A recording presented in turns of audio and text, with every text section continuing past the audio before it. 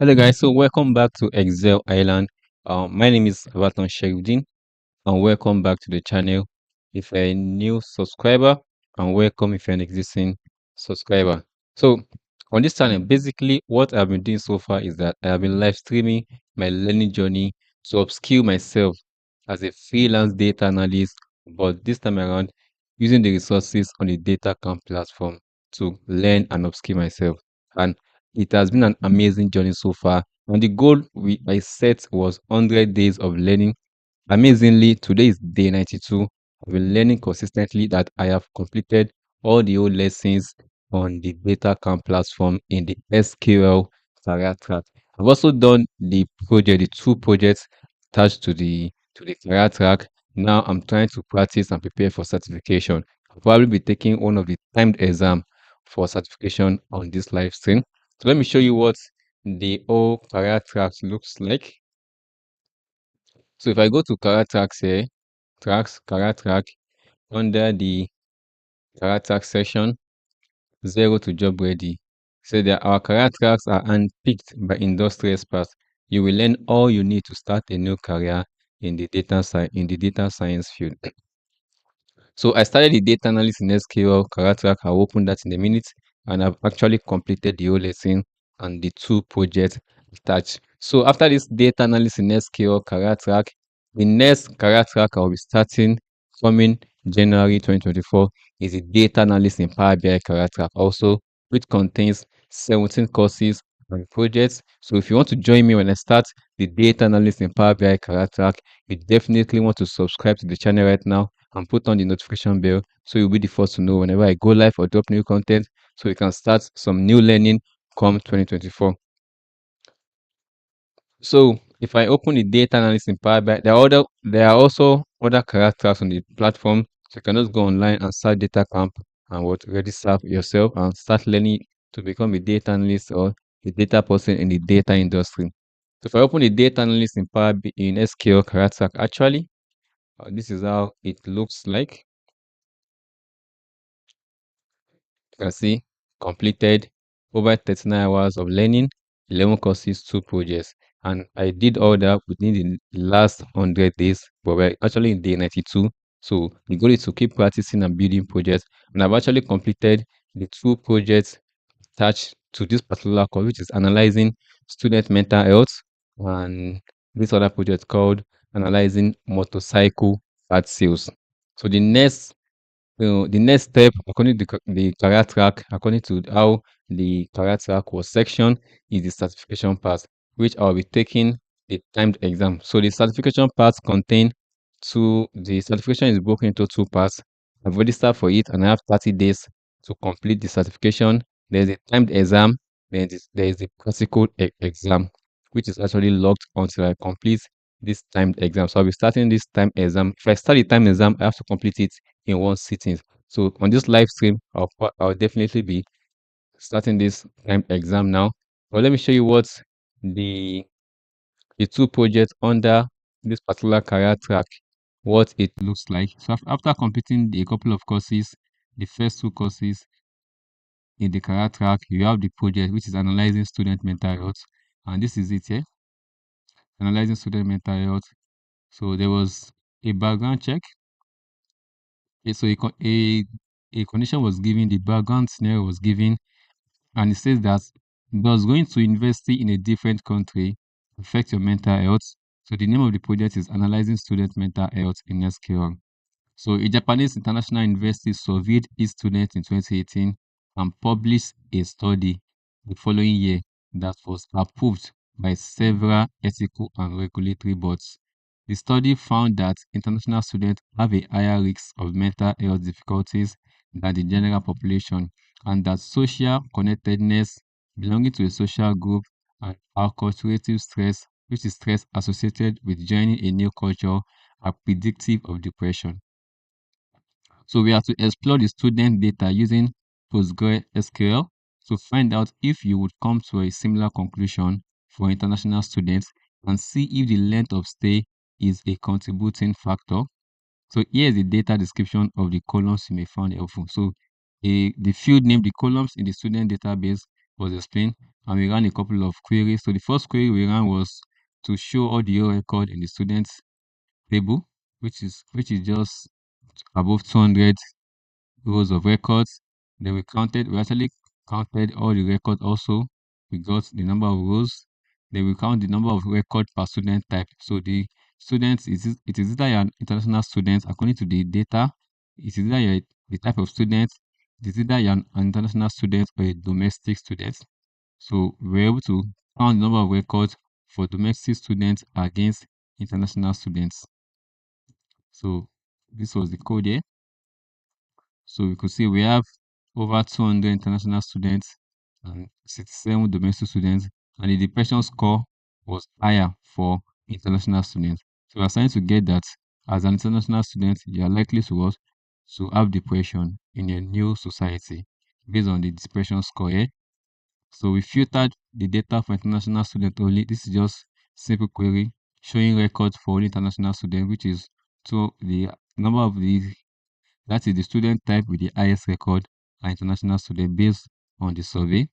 More international students were surveyed and less domestic students were surveyed.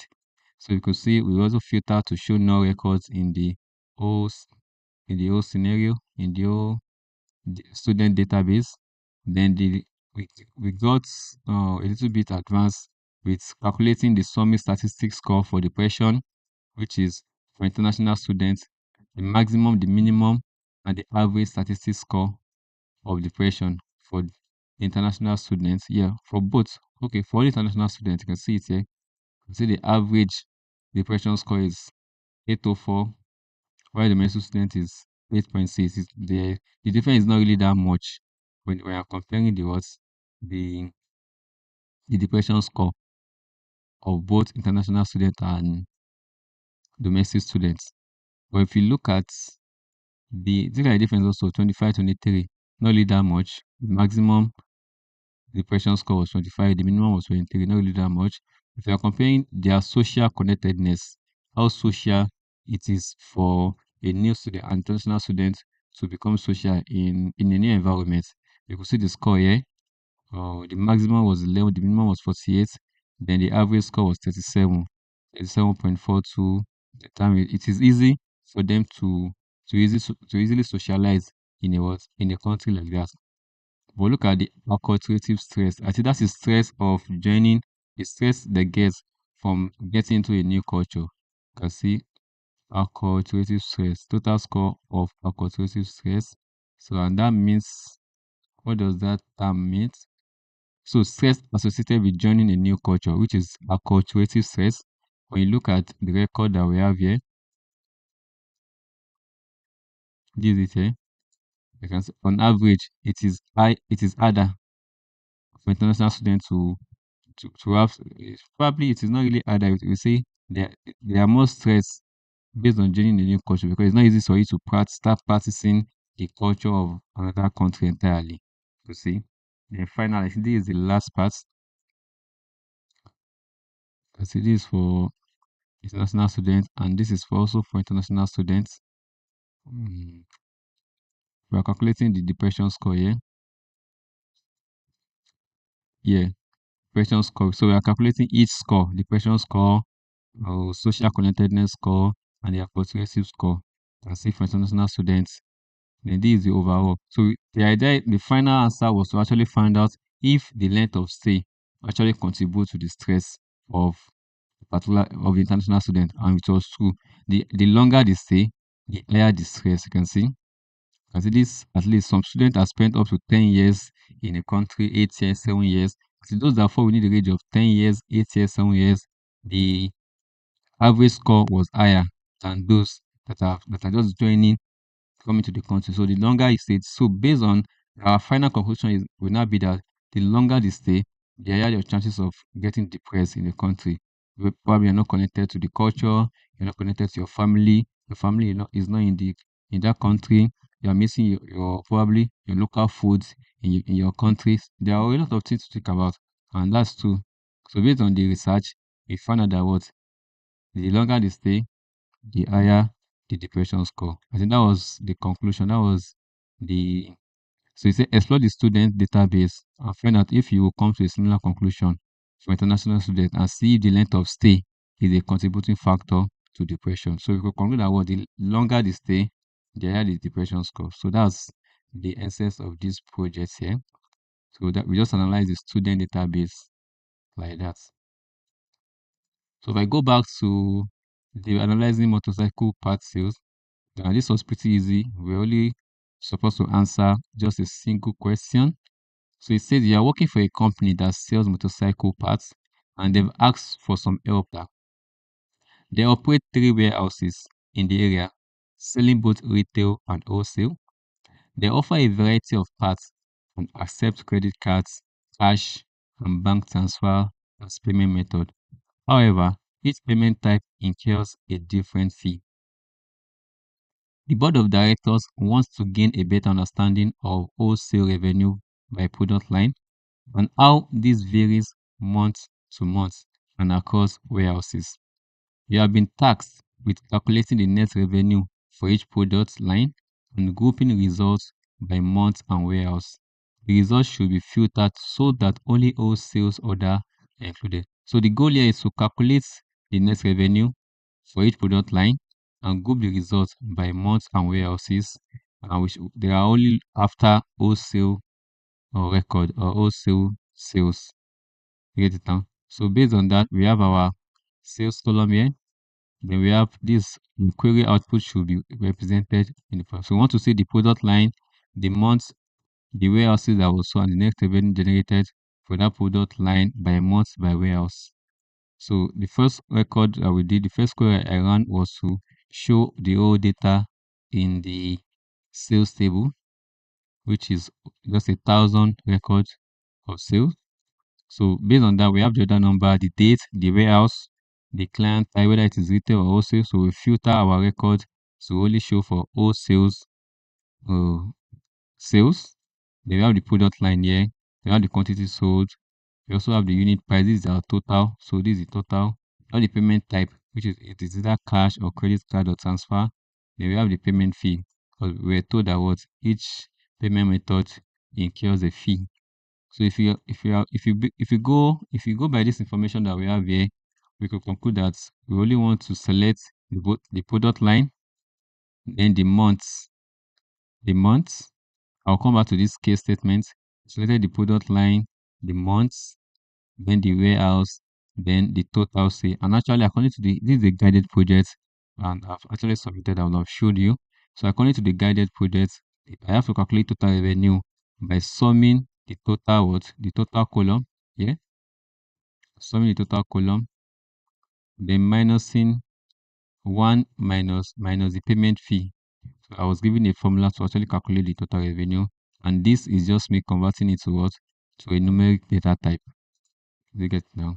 So if let me just do something real quick. If I comment out this part here,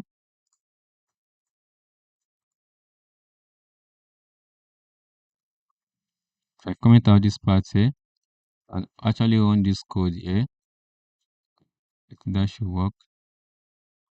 I'll get an error. Let me see, why am I getting an error?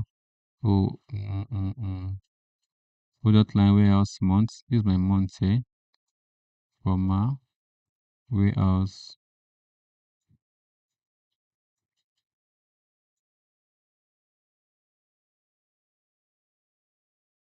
Month does not exist. So it is not saying months, but there's a month here. Oh, let me see. Okay, it is date. I have to change this on to dates.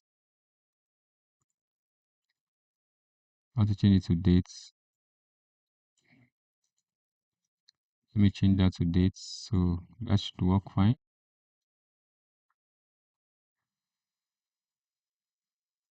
I've actually changed it to dates now. Product line, okay. I'm still grouping by months here. Dates.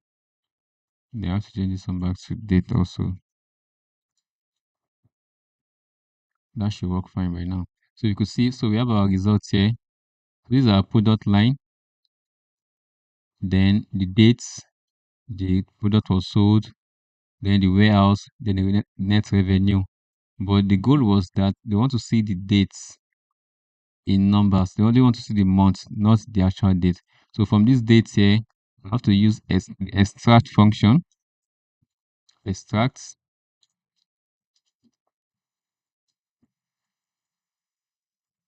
I have to extract the month from dates using the words. This formula. I have to extract month from dates to actually get the month. So you can see I've gotten the dates part as month.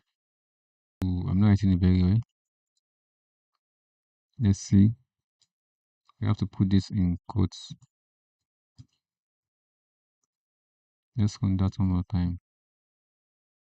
Oh, that works fine. 213 rows. Okay. Without telling me. So since I've gotten, let's see, we have the month here. If I sort it ascending, descending, or descending, you can see. So I have my month. So we have in our month record here, we have the 6th month, the 8th month. So we now came back and say, case when the month is equal to 6, we want it to show June. When the month is equal to 7, we want it to show July. When the month is equal to 8, we want it to show August. That's how we converted these date parts to what? To June, July, and August. So if I just go back here and clean all this here, just get it as months. I just remove the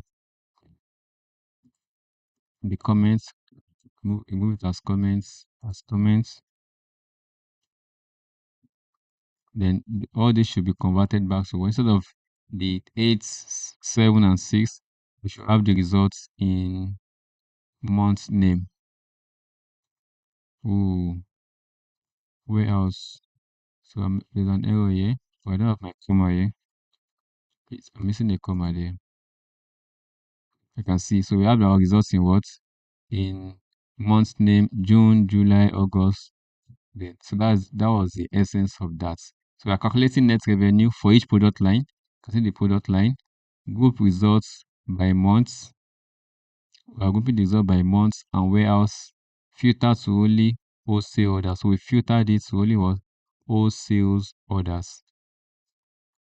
So I'll just come back here and change this back to months.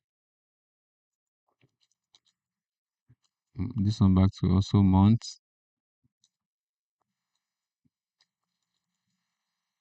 Months. If you run the code again, you should have our result back. This is actual result that we're after.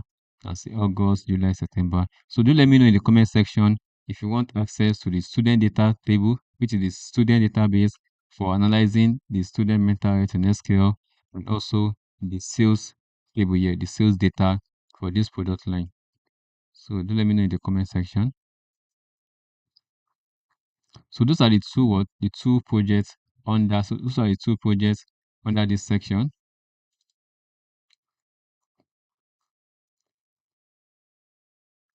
So I'll just go back to the certification part. So the goal next is to get the certification for actually completing this. Oh, congratulations on completing our data analysis in SQL track. As the next step in your learning journey, prove your skills are job ready with an industry recognized Datacamp certification. So I've already get started here. So I'll just start the exam right now. Hopefully, of course, the goal is to pass the exam and get satisfied. But after that, I still have to practice and build a lot of projects. So my next goal is to use this data science interview question by Data Lemon to actually practice all these SQL challenges from easy to medium to hard. I'll definitely be live streaming that also, solving the SQL challenges also. But let's get started with this certification and see. So we want to start the exam right now. So it says the exam assess your knowledge of exploratory analysis and statistical experimentation and SQL skills in data management and exploratory analysis. So this exam takes approximately 60 minutes to complete. You must complete the exam in one session. Your progress will not save if you exist. So I have to make sure I do it right now and right now if I start. Let's start the exam. Okay. 2 hours, 60 questions. So Data Analyst Associate Time Exam BA 101 says this exam assesses the knowledge of exploratory analysis and statistical experimentation and SQL skills in data management and exploratory analysis. 2 hours, 60 questions, start exam. Let's start. I should be to finish it in 1 hour though.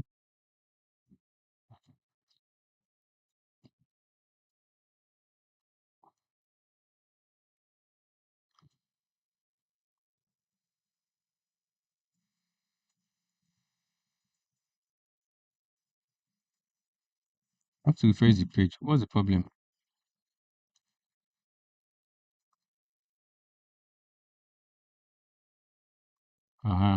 It says you are given a data set of continuous numeric values. Which visualization would best display the relative frequency of values? Which visualization, relative frequency? You are given a data set of continuous numeric value. That would be an histogram. I'll go for an histogram. Say which visualization would best display the relative frequency of the values. Mm.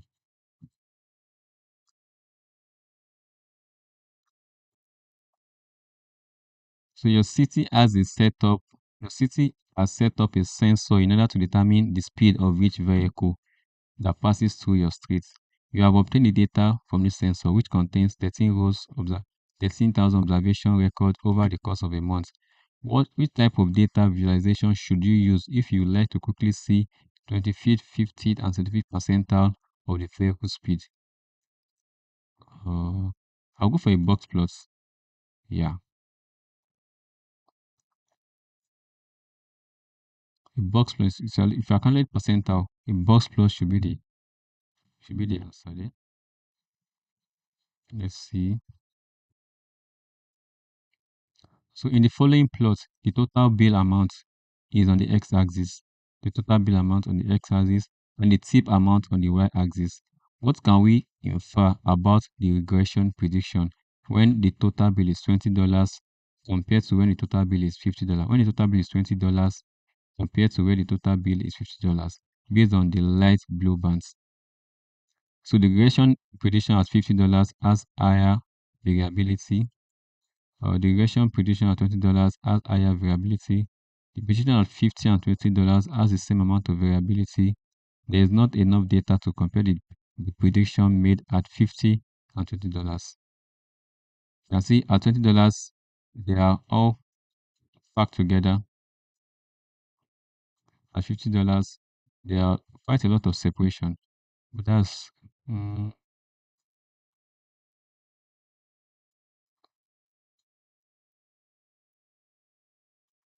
regression prediction at $20 has higher variability. Let's go for that.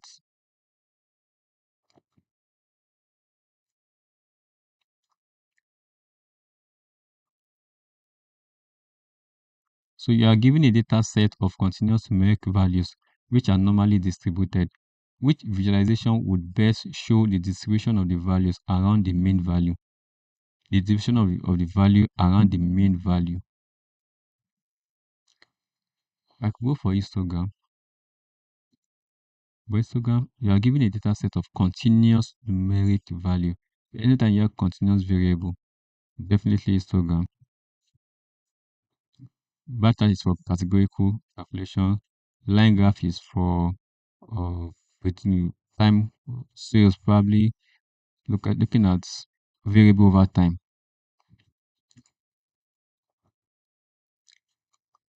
Let's see that. So the health department in a large city notices that viral infections starts to increase when the weather gets cold and people spend more time indoors. In order to find the trend line for viral infection, which type of data visualization would be necessary to create first? In order to find the viral infection, it could be you say line for viral infection, trend line. The trend line that should be a we use a line scatter plot. The trend line we should use a line chart. But I can't find line chart here. Bar chart no. Heat map, no. Histogram, definitely no. Histogram, what?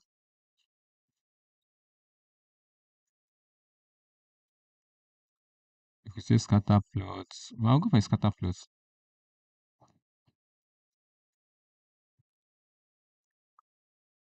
So what is a reasonable graph to select for visualization the distribution of continuous data in a data set? What is a reasonable graph to select for visualization of this is wrong now.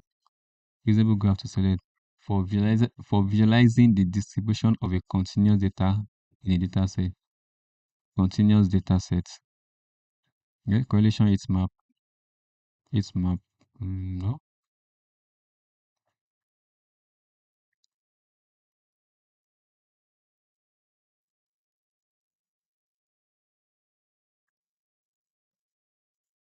So a correlation matrix of 8 variables is shown below.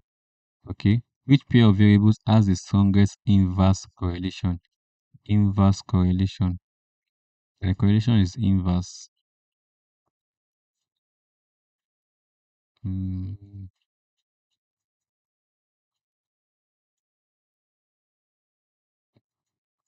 inverse. When you look at it very well, you have to be pretty careful. Mm,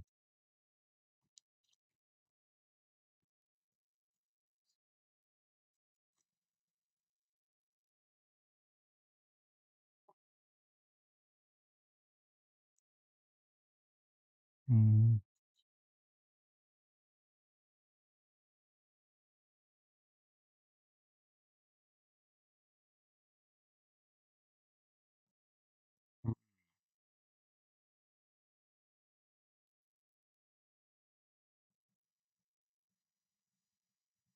So this one says multiple choice question. You have a data set containing the quarterly sale record of your company over the last 10 years.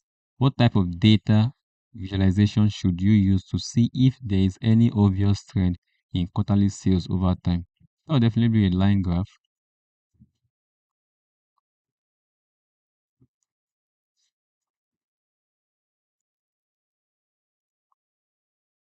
So data was collected to study how many miles per gallon different car consume based on their country of region. The following histogram shows the distribution of miles per gallon consumed by each car for US, Japan, and Europe. Which region produces cars that have lower miles per gallon on average? On average, okay. Which region produces cars, okay, that have lower miles per gallon on average? On average, this 0 to 50, probably close to average. That should be US. Mm, mm.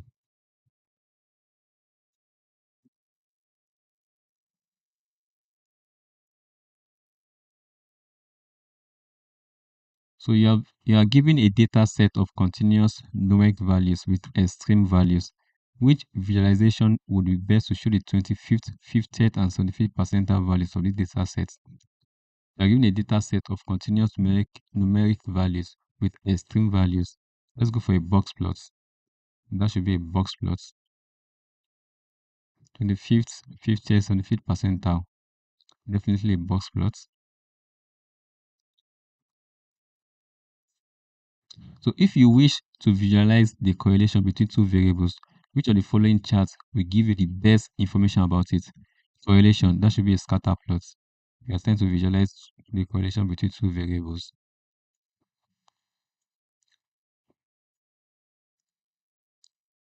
Okay, next question.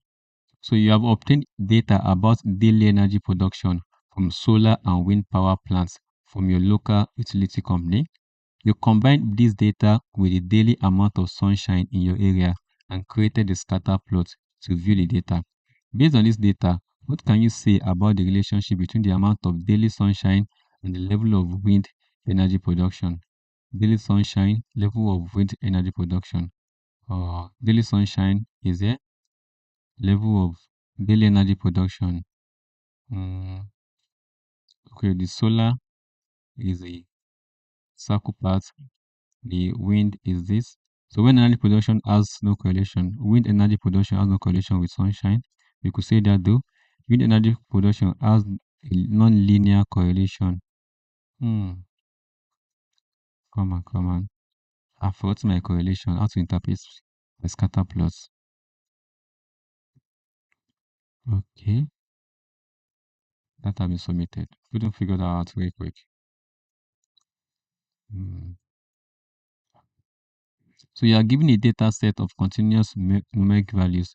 Which visualization would represent the frequency of data organized into equal with bins? That's the histogram. Definitely histogram.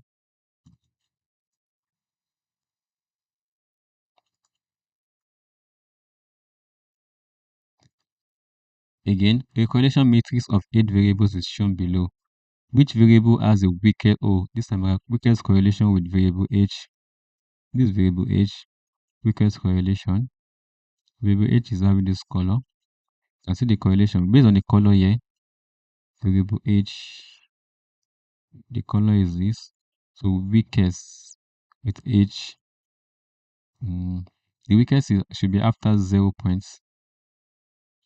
After this 0, let's check that 0.00. We should taking like this off, and say probably from that C, F. We have C there, but we have F there, definitely.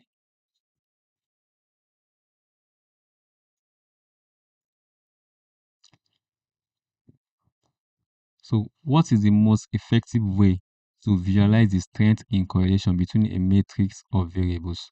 Most effective way. I'll go for a scatter plot.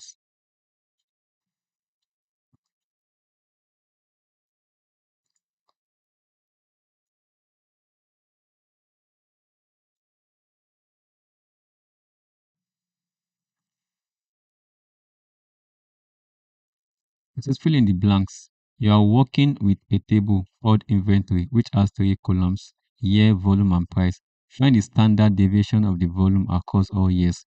Standard deviation, that should be across all years. We are filling in the blanks here. Standard deviation, STDEV, across all years, year. Just mention the year column.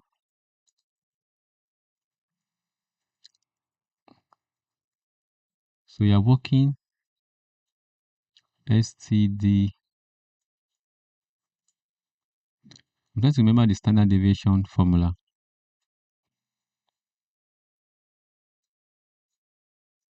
Of the volume. Okay, of the volume. Standard deviation of the volume, not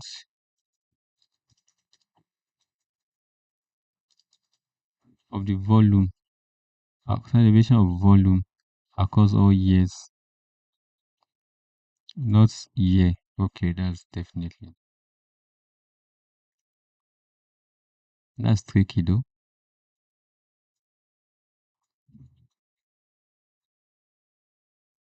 So next question. Complete the script below to calculate the Pearson coefficient for the price column in the gasoline table. Pearson coefficients. Okay. Complete the code with sub. Okay, this is a subquery. Select percentile within group. Order by price as median. Price as mean. Price as stdev. Okay, we need to write the main function.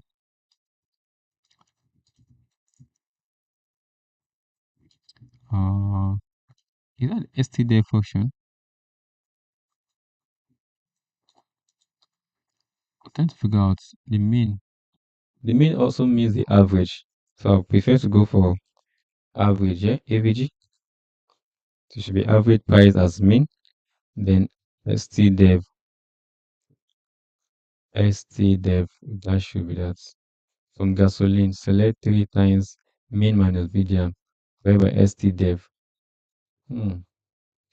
Okay. Either it is calculated here. The challenge I'm having is this STDF. Definitely.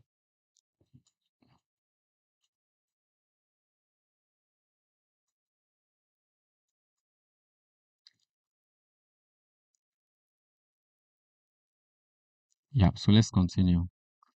From there,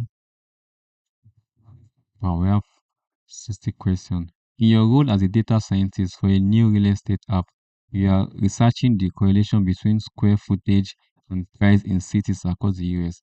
In the example of the Housing PostgreSQL table shown below, you have all real estate listing for Austin. Fill in the missing code below to find the correlation between square feet and price. Correlation between square feet and price. Complete the code. Expected output is correlation. Correlation between square feet and price. Between square feet and price. Come on. Think.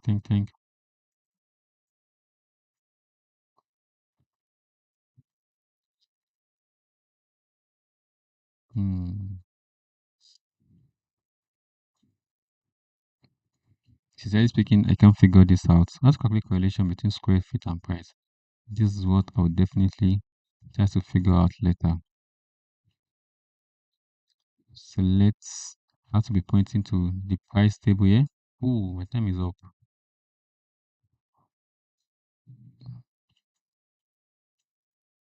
I was supposed to point to the price table and I missed that. That's not fair. So complete the code below to get the correlation coefficient for transaction and review score columns of each department from the table sales. Select department, transaction review score from sales. That should be from sales.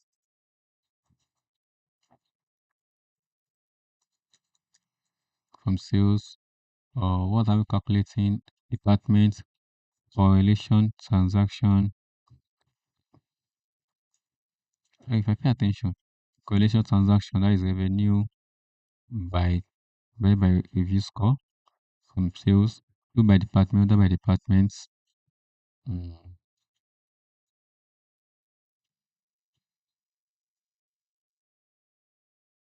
the table sales. Okay.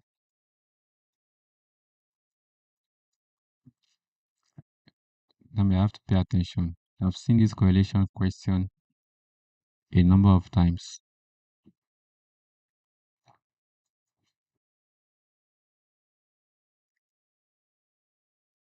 You are working with a table called customer, which has 3 columns: ID, tenure, and spend. Calculate the average spend per tenure. Average spend per tenure. Okay. Average spend as average spend. So select tenure, comma, AVG, average spend as average spend from customer. Then we are definitely grouping by tenure. Group by tenure. This is our tenure. This tenure. I have to make sure I spell it correctly. So select CENURE AVG spend as average spend from customer, group by tenure, order by tenure ascending. That should be fine.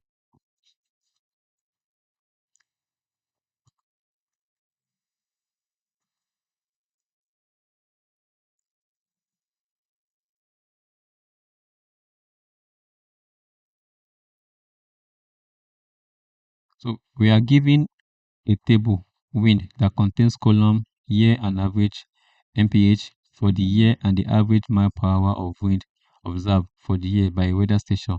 Complete the code to select only rows that have no missing value for average mile per hour. Rows that have no missing value. Okay, so let's start from wind where APH is not null. That should be is not null. So we don't want rows. Okay, complete the code to select only rows that have no missing value for AV, average mile per hour. Definitely is not null. Correct.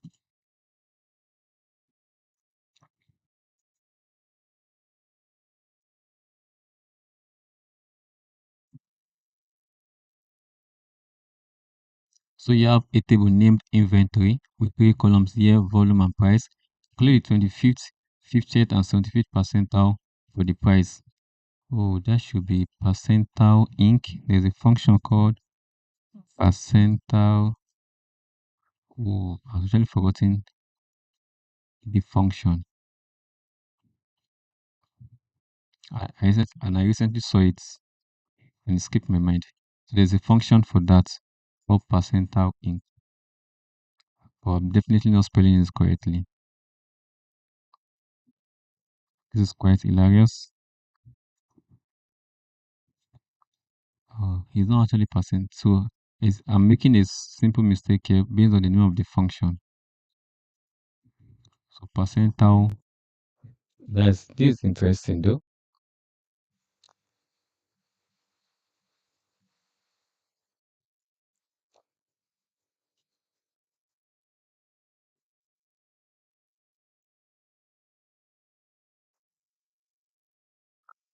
I can't remember the complete name of that formula.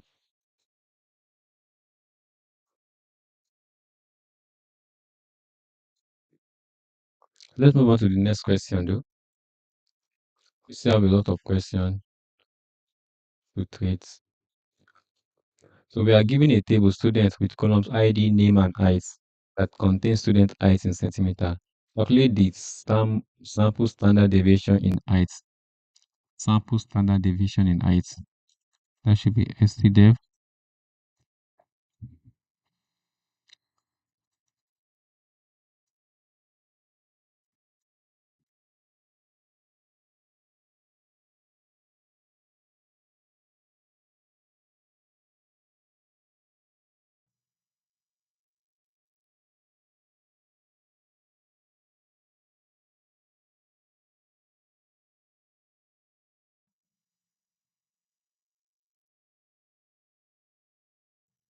That should be STDEV. Definitely STDEV. STDEV. Then point to the height as standard deviation. Okay. Let's move on.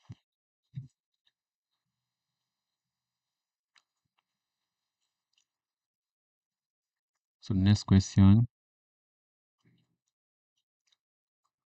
So calculate the standard deviation for VMT column in the gasoline table.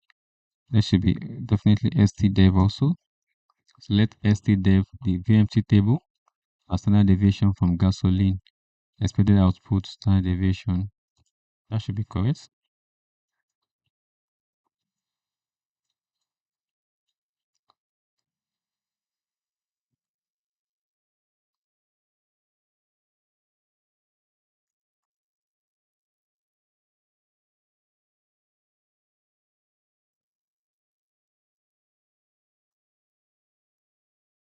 So you are given a table weather with columns year, rainfall, and wind, which are the average rainfall and wind speed for the past years. Calculate the correlation coefficients between wind speed, rainfall, wind speed, excluding the null values from both. Okay, coefficients, correlation coefficients.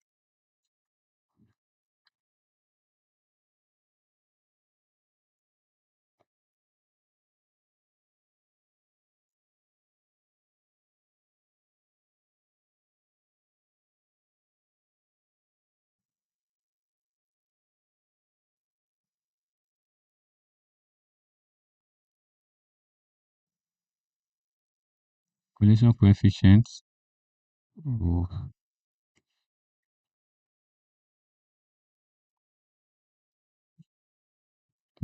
that's correlation. We could just use call there. Yes, correlation coefficient should be CORR. Let's see.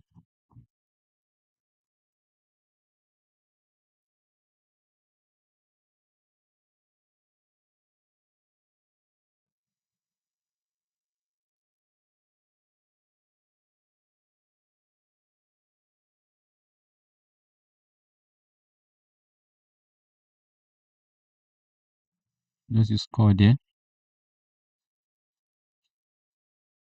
Oh, I didn't write it very aggressively. Probably to accept that since it's small letter, capital letter, it doesn't mean I typed it. So given the table spots containing the scores by each year. Calculate the Pearson's first coefficient of skewness for player score using the mode. Complete the code. Mode. Okay, now it's telling me Pearson's score. We have player score as mean. The mean should be the average there. Average. Then the player score STDEV, standard deviation for that. For sports. Okay. So with base table as select mode within group, ordered by player score as mode, average player score as mean, STDEV as standard deviation for sports. Then the Pearson calculation is mean minus mode divided by STDEV as Pearson first coefficients. That should be correct. Yeah, because we have the average mean here, STDEV here, and we are good to go. Oh, I'm towards the half of the question. Okay, let's see.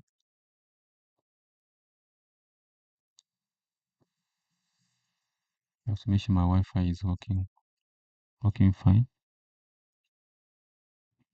Ah, come on, I'm not starting again. What's the problem? Ah, this is not fair. Ah, don't tell me I'll be start. What's wrong with this server now? Come on now. Just continue from where I stopped. Thank God. So you are given a table weather with columns year, rainfall and wind, which are the average rainfall and wind speed for the past years. Calculate the correlation coefficient between rainfall and speed. Correlation coefficient, that should be CORR. That is for calculate correlation. Or we just make it also capital letter just for okay. Then submit that. Don't give me that error again.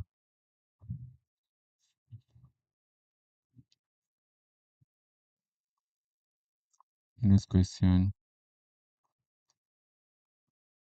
So given the table spots containing the scores by each player, calculate the median score of the player score.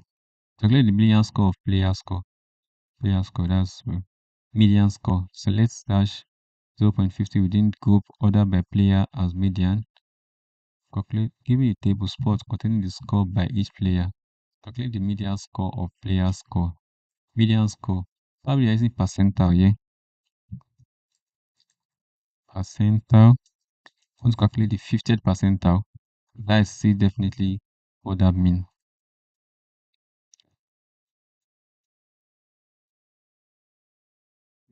Let's see that.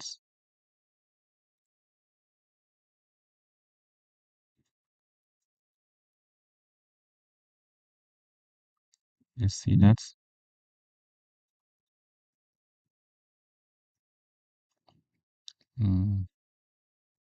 Percentile. I can't actually remember the percentile formula. That's not fair.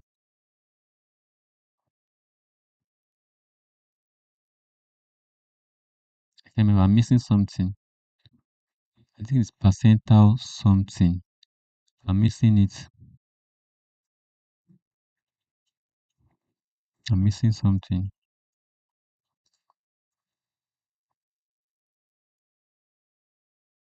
So calculate the sample variance of column H from the table employee. The sample variance. Sample variance. That should be variance.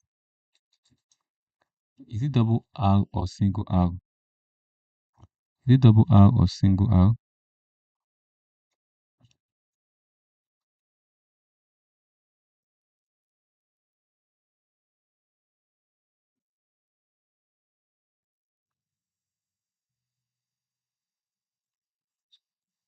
Is it double R or single R?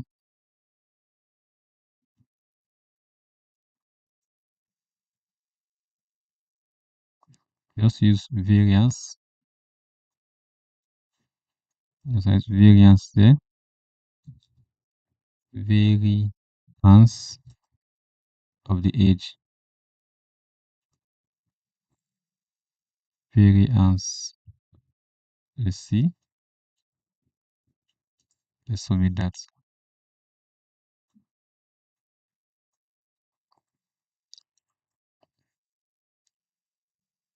Come on, submit that. Okay. So you have a table named customer with 3 columns: ID, tenure, and spend. Assuming the data is normally distributed, determine the skew direction of spend by comparing the mean and median. We want to compare the mean. The mean is always the average spend. The mean spend.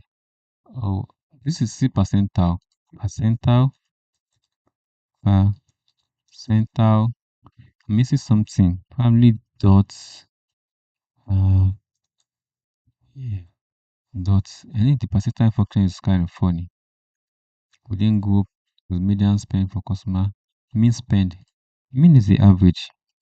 Mean means average. Yeah.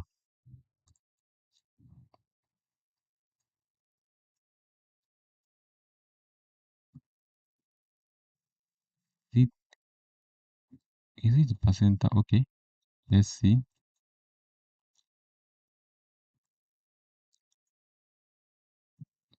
The next goal is to finish the whole minute 30 questions.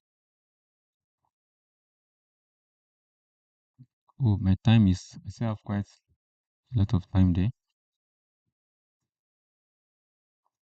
So the column dates from our sales table has the following dates type. Complete, complete the statement below to extract the day of the week for the rows of the column dates. Extract day of week. That should be DOW from dates as day. That should be correct.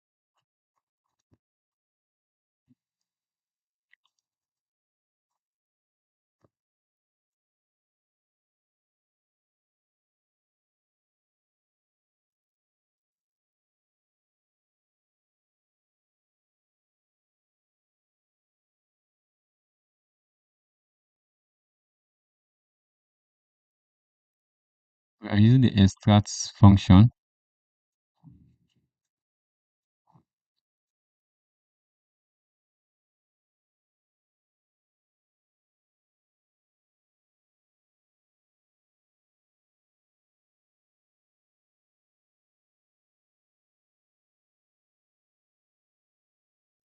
That should be extract day of week from dates.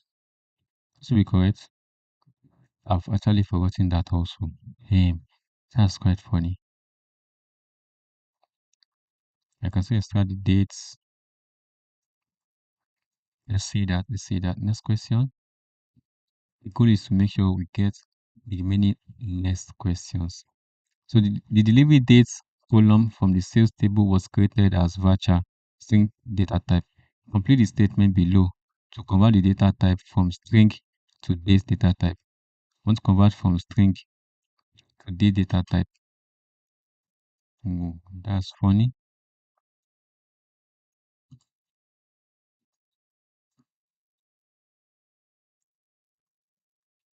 Want to convert from string from complete the statement below to convert data type from string to date data type. So the dates here, the delivery dates. Select delivery dates. Okay, we can just say, let me just copy here. Can I copy? I can't copy that. Delivery dates. Yeah, I'm just going to use these two. I think I'm going to use this.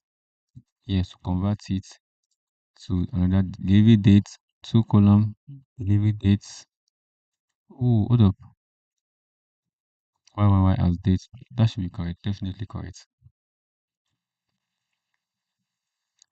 But I don't need to mention. I want to mention data type.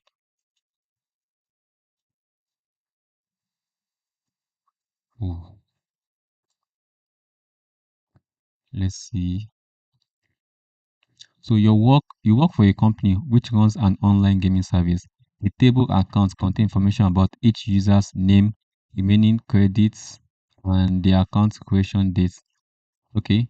Some username contain white spaces at the beginning of or end of the string. Remove the white spaces and view the distribution of username length.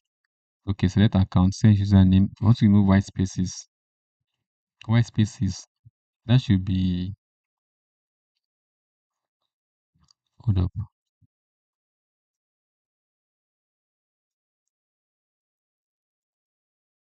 Remove white spaces. Similar function in Excel. That should be trim. Username. We want to remove what? Trim. Some username contain white spaces at the beginning or end of the string. Remove the white spaces and view the distribution of username lengths. Okay. That should be trim the username column. Update account, set username as trim username. That should be it.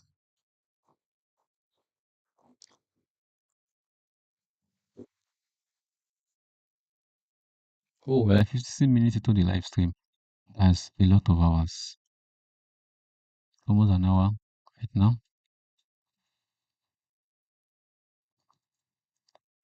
Okay. So the table users contain metadata about the users of your company website. Each username contains lowercase, letter, digits, and some special characters. Create a query to identify all users whose username has the letter P as the second character. Okay, username, first name, last name, from user, where username like has the letter P as the second character. Nice. Second character. So I have to skip the first character. I have to use like this, this. So the first character, okay, I have to use underscore to represent the first character. The second character has to be P. Okay. And any number of character after the P. That's a very, very complicated combination. So my first character is any, shouldn't be any character. Should be one character. Second character should be P. The any number of character after P. So I'm combining the two stuffs together.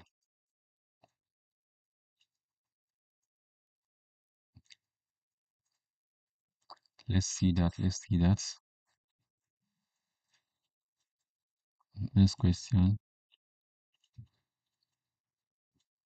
So we are given the SQL table automobile. Update the table and replace the missing value with the average in the ith column. So update automobile, replace with the average. Update automobile. Where you see where update automobile, where ith is equal to select average ith from where ith up. I'm going to table automobile. Read the table and replace the missing values with missing values. Okay. Where ith you can say is null. Is null. Definitely is null there. So to update where we have no records there.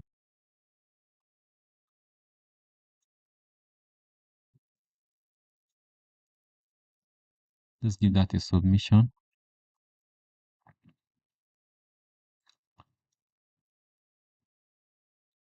Next question. So complete the statement below to truncate the column delivery date to minutely precision. Write dash minute delivery date as new delivery dates, new delivery dates to minute, hold up, or to truncate.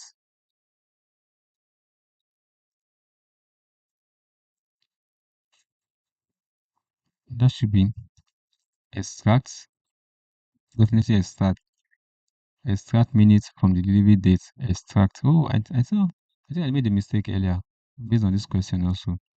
Yeah, remember. Extract, extract.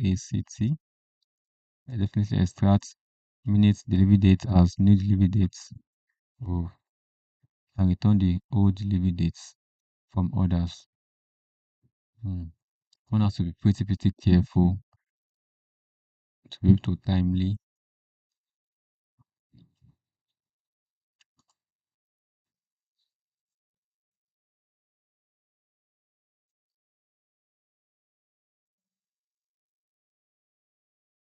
Come on. Load up now. What is the issue? Not again. What's wrong with the network?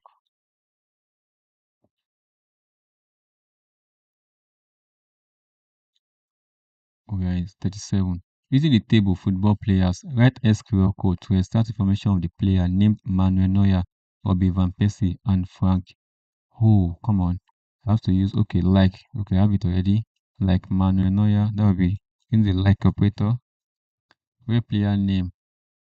I don't have to use player name like. I can use like there. Also, I can also use where player name equals to. I definitely don't need to even write like. Manuel Neuer will be Van Persie and Frank Bilal. I can use where player name. I can use the equals to sign directly. Just say equals to Manuel Neuer. I can also use the like operator there. I use the like operator. I'm forcing it to decide. I have to decide. Oh, in. Ah. I'm supposed to use the in clause there. I made a mistake. Where player name in. Oh man, that was very painful. A silly question to have missed. Where player name in. I was supposed to use the in clause there. Oh, I'm not happy with that. I shouldn't fail that question. The table users contain information about user accounts on your company websites. So a separate table, new users contain the same information for accounts created in the last 24 hours. Some of these may have been added to the main user table and may not be. Create a query to view the entries in both together. Okay, select users, the last name from users. That will be union. Union or should work there. User ID, last name from users, from new users, followed by user ID descending. That should be union or.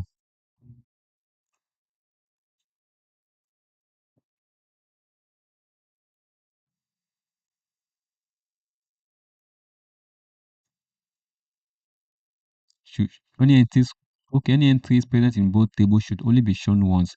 So I'll definitely be using union, not union or there. Just union.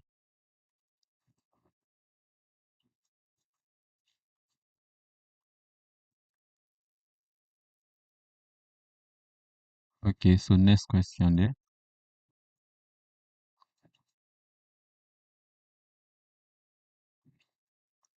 Get a list of all customers in a customer table that have sales between the dates 2012, okay, and in the sales table between the dates, okay.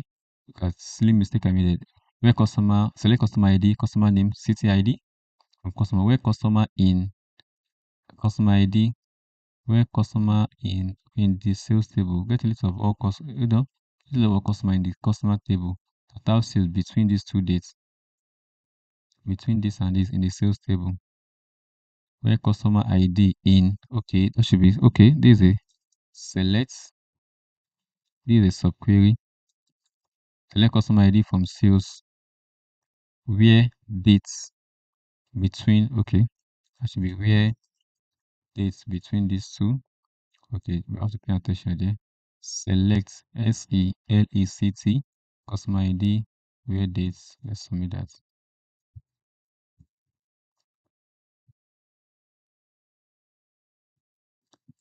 Next question. So write SQL code to extract the average length by make from the table automobile. Average length by make. Let's make average length as average length from automobile. Where hold up.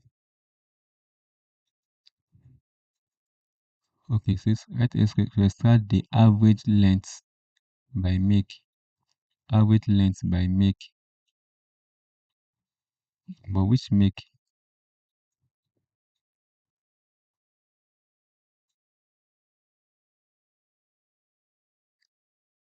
Where hold up. This is quite straightforward. Let the make average length from automobile. We are filtering where what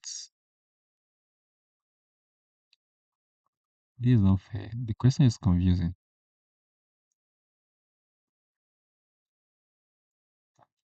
Oh, that question. Why is the question confusing? This is a pretty straightforward question now. Group by. Oh, average length. No, I'm not grouping. Group by. Oh. Come on. What's my problem? Let me calm down. I was supposed to group by make. Group by there in that clause. Come on. What's the problem?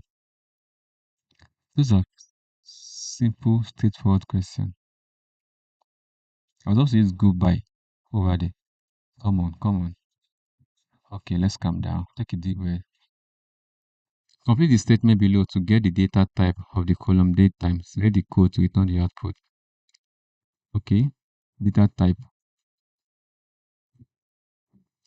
Select to get the data type. Okay.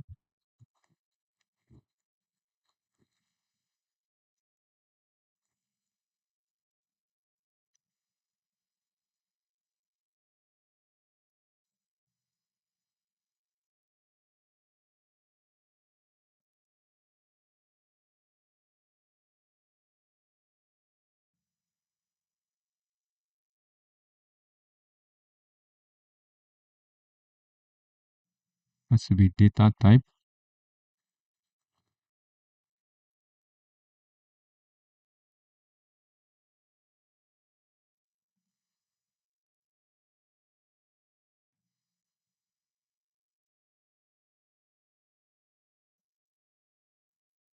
So data type should be that.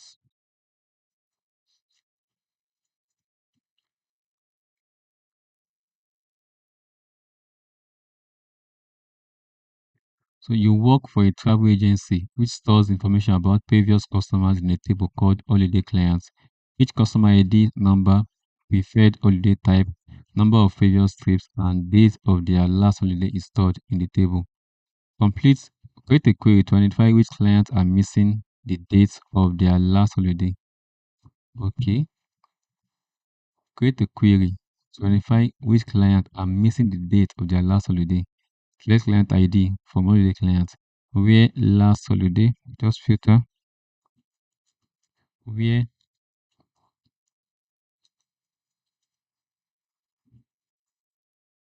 last holiday is. Okay, create a query to identify which clients are missing the dates.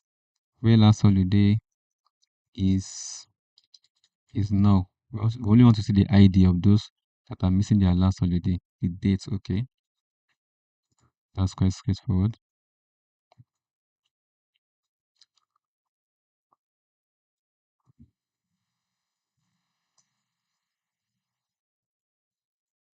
All right, let's see that. So next question.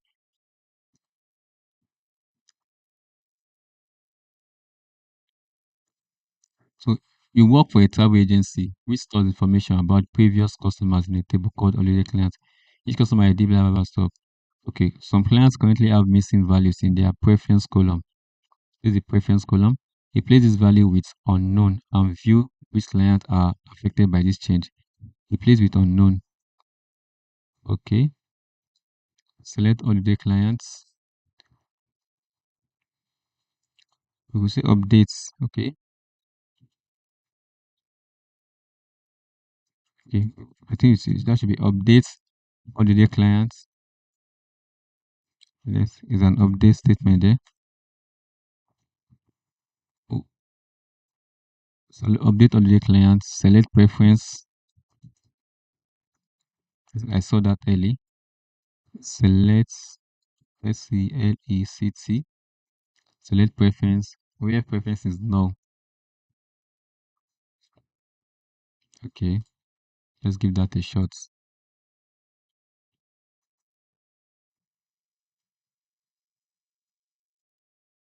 Mm.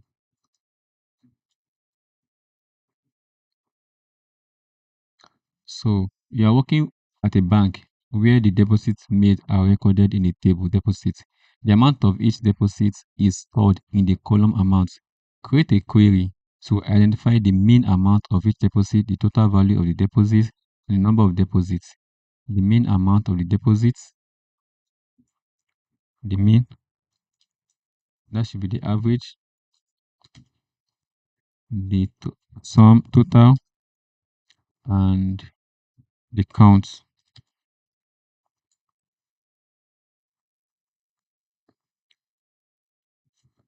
Okay,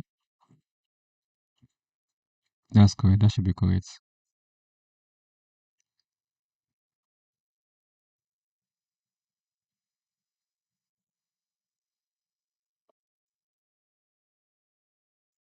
Next question.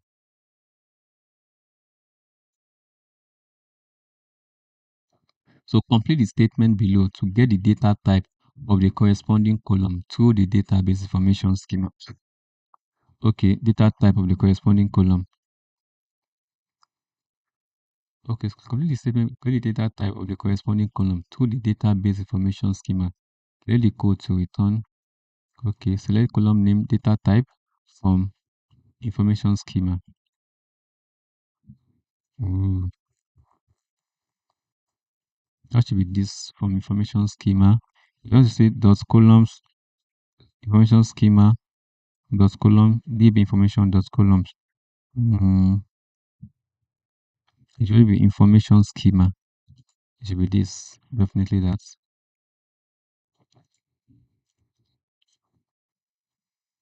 Next question.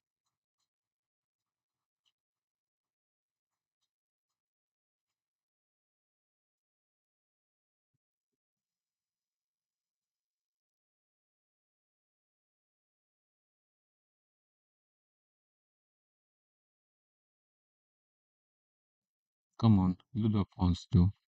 So in hypothesis testing, a t statistic is used in a t-test to calculate whether to accept or reject the null hypothesis as the degrees of freedom for t distribution increase. So the t distribution resembles which distribution? The t distribution resembles which distribution? That's funny.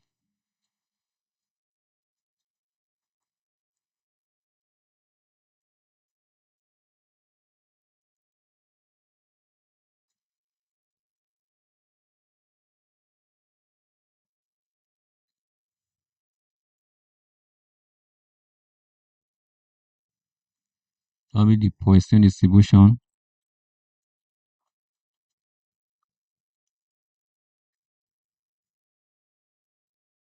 You say the probably let's go. T distribution should also be the normal distribution. Okay.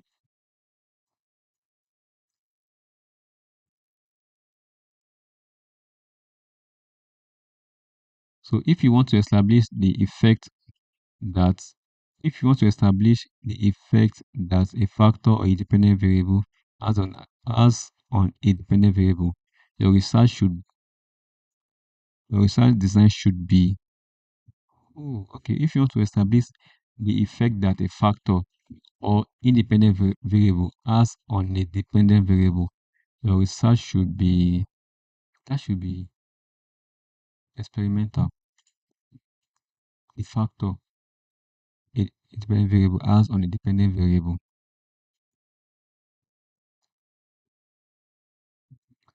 Let's finish this. I missed a couple of simple queries that I wasn't happy with. You're a researcher conducting a clinical trial for a new drug to cure a disease. You're managing a fixed number of independent trials in which you will be able to identify whether or not the disease has been cured. What statistical distribution model is appropriate in these circumstances? Uh, you're a researcher conducting a clinical trial for a new drug to cure a disease. Hmm,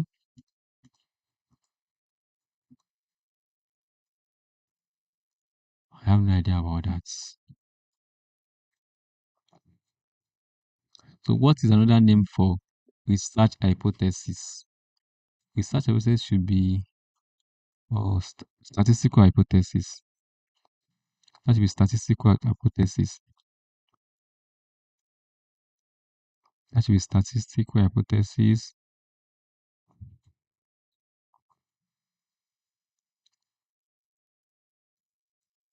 That should be statistical hypothesis or alternative hypothesis.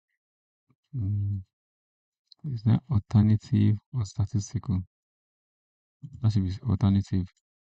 That's the search, the alternative hypothesis. Okay. So a point estimate is a single value given as an estimate for a population parameter. What is the point estimate for a population mean? Point estimate for a population mean. You say a point estimate is a single value given to an estimate of a population parameter. What is the point estimate for a population mean? For a population mean. Point estimate for a population mean. That should be the population standard deviation, sample standard deviation, population mean. Yes, it's really sample mean. Oh, we have 10 more questions to go. So you are a forecasting analyst for a large lending company. Your job is to forecast the future losses on loans based on the probability that a given customer will default on their loan or not, which will allow you to charge the correct interest rate. What is the statistical distribution? Which statistical distribution is useful in this case? For loan, for loan, that should be distribution.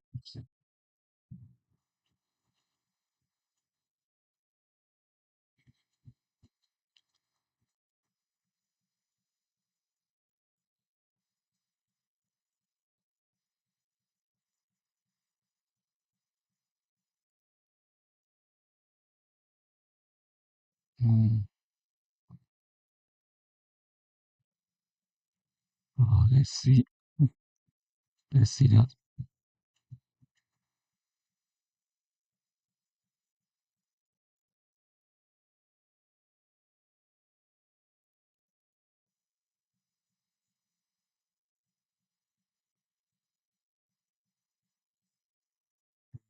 Okay.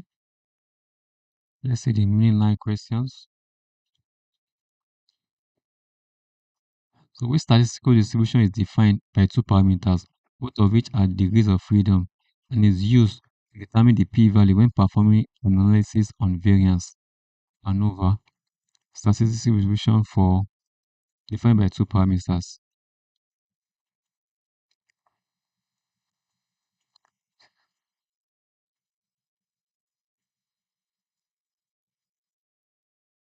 Distribution defined by two parameters. That should be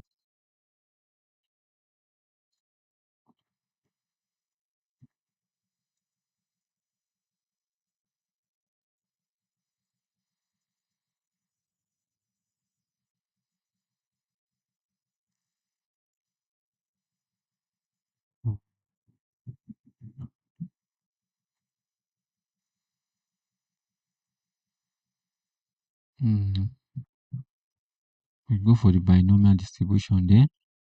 Let's see. So we have the chi-square distribution.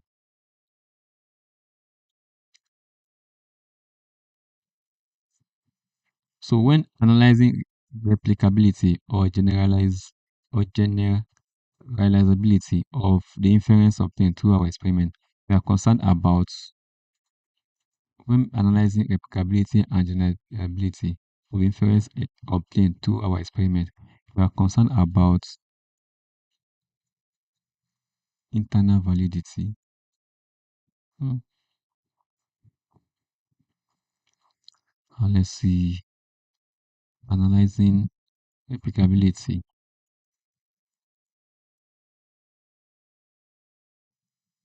ability,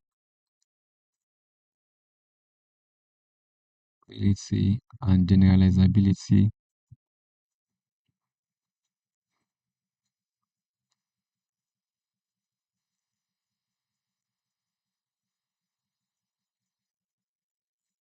is concerned about.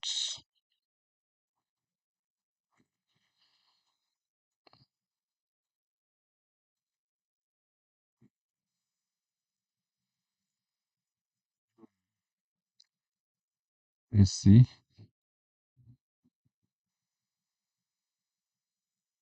Maybe probably internal validity. Probably.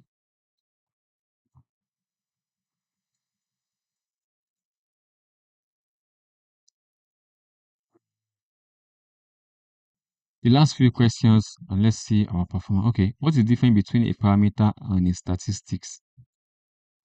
So a statistic refers to the mean, while parameter refers to the median of the sample.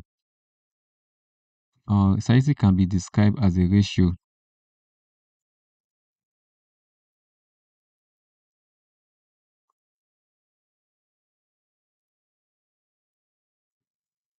between parameter and statistics. Parameter and statistics. That should be a parameter. A statistic refers. Statistic is a can be described as a ratio to population. Oh, okay. A parameter.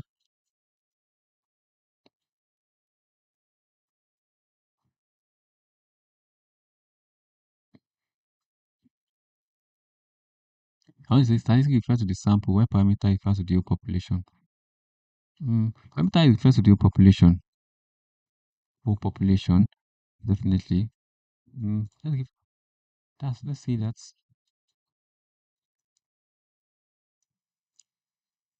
So which statistical distribution would you use to determine the probability that there will be fewer than 5 rainy days in the next month if you know that there are on average 50 rainy days per year with no difference between the season? Oh, that would be probably binomial. Probably binomial.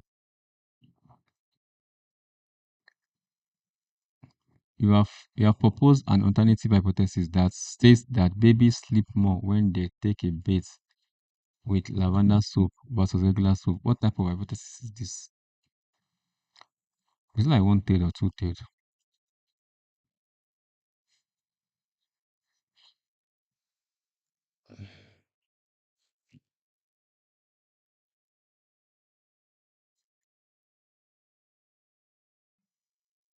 Increasing the sample size has what effect on the confidence level? Is increasing sample size have what effect on the confidence level?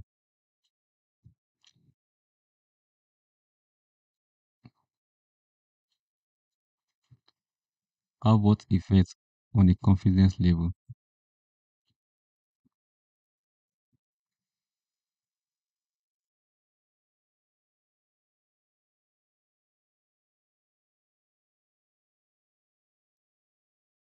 Has what effect on the confidence level? That should be the confidence level will be narrower.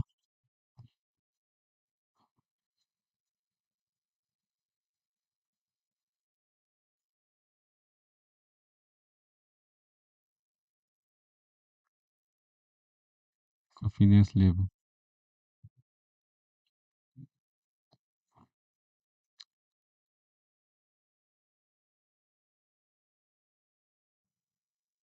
To be it probably decreases the confidence level will not change, will be narrower.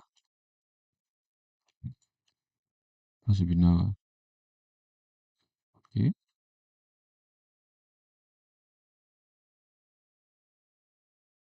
You may reject the null hypothesis when your p-value is related to your alpha. In which way?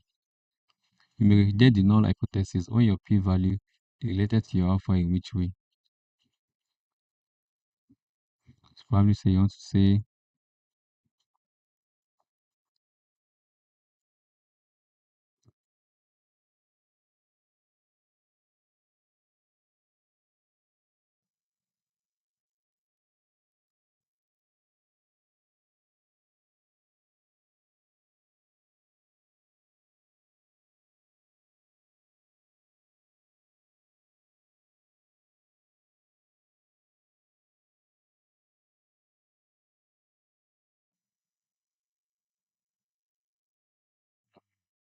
probably want to say larger than.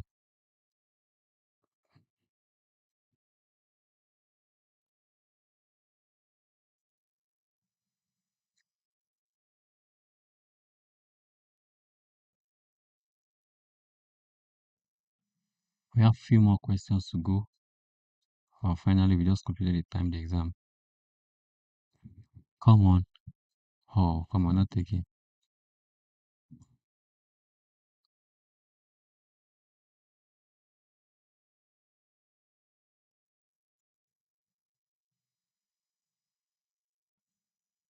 Fifty-nine question. Which statistical distribution is defined by a single parameter, degree of freedom, and is used to determine the p-value when performing a hypothesis test on categorical data for which there are observed and expected counts?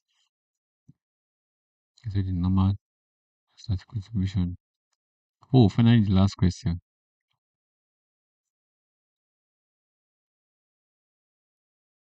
When manipulated factors have a genuine effect on the dependent variable and are not influenced by other confounded variables, we could say that our experiment has good or that we construct validity. Finally, let's see our results. If we got above average, that probably we'll definitely be getting above average. But there are some questions that I was not happy with. I missed it. Let's see. Who didn't pass? Oh, then we need to restart the exam. So I have one more try. So the first try is not bad. It was a good try. I was able to view my results.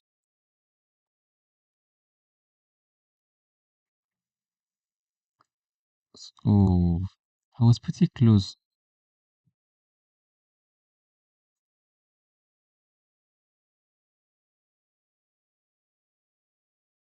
In the exploratory analysis theory, I got 97 out of the score. I scored 97 out of what? Oh, I was pretty close. Come on. I was like 82%. The average was 86. Just 4 scores. 4 scores. So I had to try again and be so calm. Because there was a question I was feeling like there were pretty simple silly question I was failing there. I was close to the average here. So we are sorry you didn't meet the passing criteria for this exam. You can read more about our target score for the certification below and take a look at the recommended courses that could help you pass next time. Definitely, I could remember some of the things I felt most were silly goodbye, percentile. I was doing some silly mistake. So data management, the average was, my score was 97, yeah? I should even get I was way above the average for exploratory analysis theory. Exploratory analysis in SQL, 79. Why for data management in SQL? Oh, I was pretty low. That's not bad. Why statistical experimentation theory? 69. Overall, I got 82. Required average is 86. That means I need to try this one more time. Definitely, I'll be trying it tomorrow again.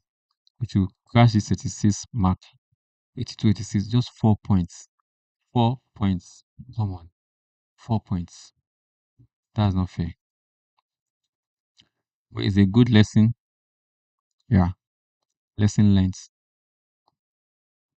Alright guys, so thanks for staying to the end of the live stream. I just have to try the exam one more time. Yeah. After my brain must have settled down. If you found value in this video and learn a couple of lessons, time challenges, try to read pretty quick and understand the concepts and try to answer the question immediately in an exam, probably you found value in this video, do support the channel by giving this video a thumbs up. If you want me to share the files for the projects, data analysis projects I mentioned earlier at the beginning of the video, let me know in the comment section and I'll upload that online and drop a link to download the file so you can practice your data analysis in SQL portfolio projects. Bye for now and I'll see you on the next live stream.